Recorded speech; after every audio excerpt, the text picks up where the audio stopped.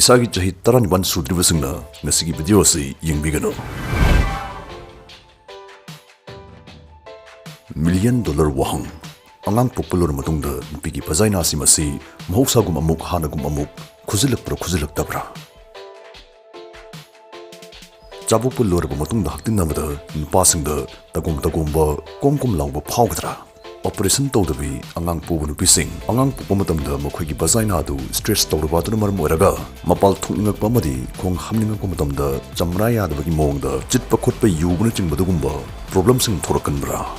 Asina Singba, Angang Pukla Matungda, Nupigi Bazaina, Kari Owen Bamadi Hong Lai Habukutimuk, Nasib Jostagi, Marichum the Kanginase.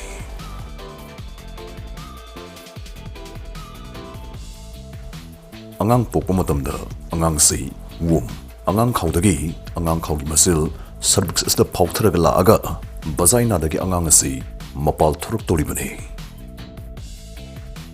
Madams na Angang Si, Turk Yanamgdamog, Janamgdamog, Bazaina gi Masilasi, Masil Lautuk Turpagi, Mathu Tari. Lautuk Turpasta, Matin Winava, Bazaina Amadi among Tungani Maraklay Badumba, Tarinipan Hannagum Khangabazagamatic state Dr. Singna, Unsamatic Karakatgali.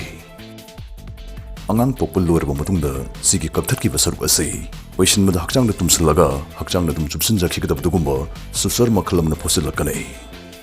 Sumda Wutongsi, Dr. Singalonda, Apigio Tomi Haina Kangne. Chaboklaba Kanda, Bazaina the Ahong own Balakasing, Angang Tropayanava, Lautuk Tokiva. Hojik Matik ama Chaptali Katali Haikiba Made, Popa Hubat Kobatpa, Kajik Tokiba, Hariba Madam Singastagi, Wiggly.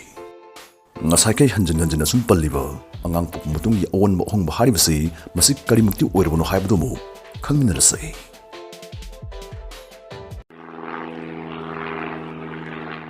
Aye, a Hosiki Mokoluta Hobra, for a bit platform gi, a better game the Auba, airplane Mokul Mandro. A sea game Simatanga the Atom Sutabirmani Kale. Sea games the issue, Minute Kremanunda, Sell Krakamine Funky Ivadu, Sanaru Sarake, Aduga Yam Nungadi, Sigi platform was Nangasigi Videosisu, sponsor to Birpune. For a vetki license site, description they from Vigane. Pambivasing a sign up Hanato Biro, register to Matungda deposit Toraga, Bonasu Pangbio, 5,000 deposit over the Gagidi, rupees 10,000, gift in a Pangle. A better game the Lassi, Aduga 5,000, bet Torasi. A housey Otsi Haggard Pore. Sai winnings locked of Snava Quina, Siki Guess of State, Madam Sananam Hodongne. I bet 3.5 times in Christovzake.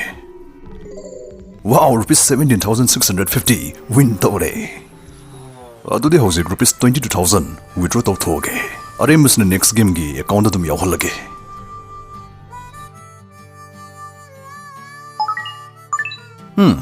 Yore.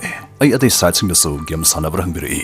Hoi Sanazai, and the withdrawal Gitamutadi, for a bit is the best knee, Yam Tutuni Yori. A sig withdrawal simulated Namadagina, Pung Powder the Mori. I took a license sign in the Muslim bestness of Kali. For a bit San and Wising, description of the link Pungigani. Enjoy the game.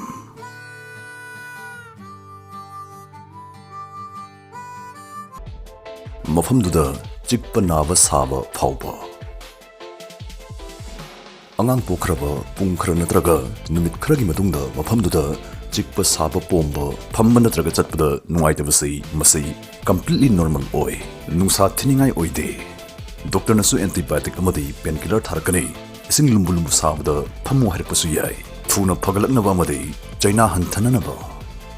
Sigi Chikpa Saba Naba Pombasi, Nongmani Pagalakani, Pagalakpi Muhta Angela Agadi, Dr. Unavio.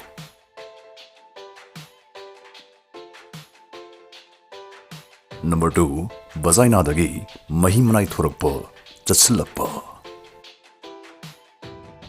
Sumdawasi, Caesarean birth, Haidi Puk Amadi Nauyomda, Tang Targa Pokpa, Arrival Haida, Operation Torga Poknupis in the Sodom Masi, Tokpa Yaugani Haivani. Thurak Toribasi, Mikos Amadi Mahimanai Singi, Mix Urakane, Maimasu Sisu, Hondo Hunjan Torpayai. Ahan Madangangam Gani, Adi pink Krachangakani, the brown Kramuchangakani, Dagi, Angoba, Sumaina. Sigma Chapasi, Jayul Parpadagidi, Pagali, Lepkigali, Aduasi Manam Jelagasu, Kahanam Tivai to the Uide, Adubukarikum Masina, Manam Siam Namtirava, Angang Masusisu, Ngang was the Lang Mamugi Auraga, Langang Slava, Igi Changsu Henganes Slagadi, Dr. Unabigdavane.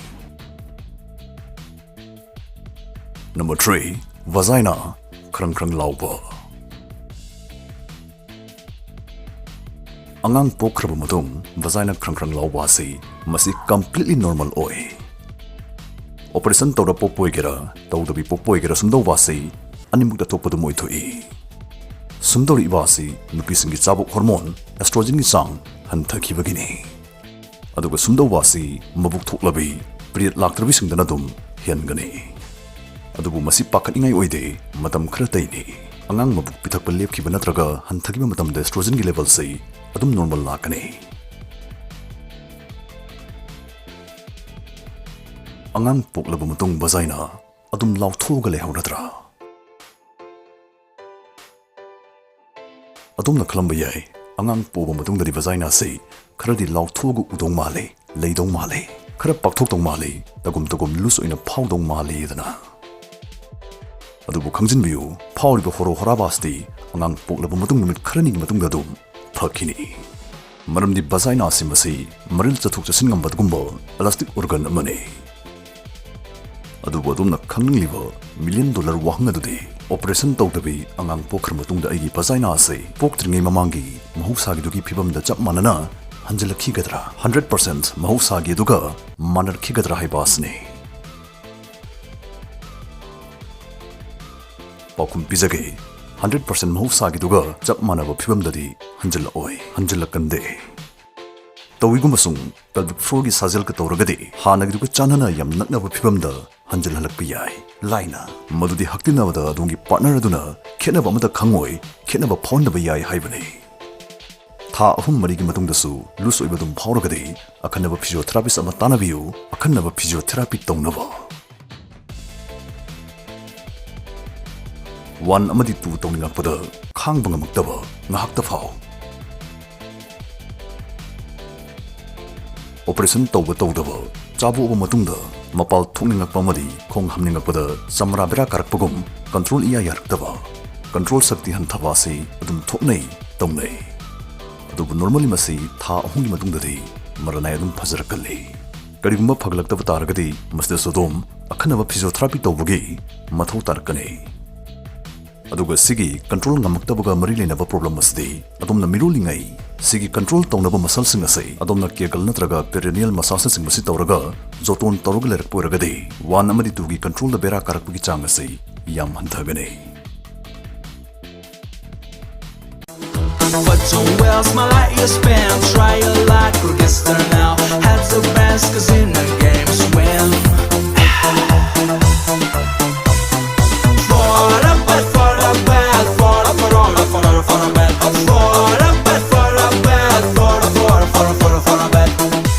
For a bet.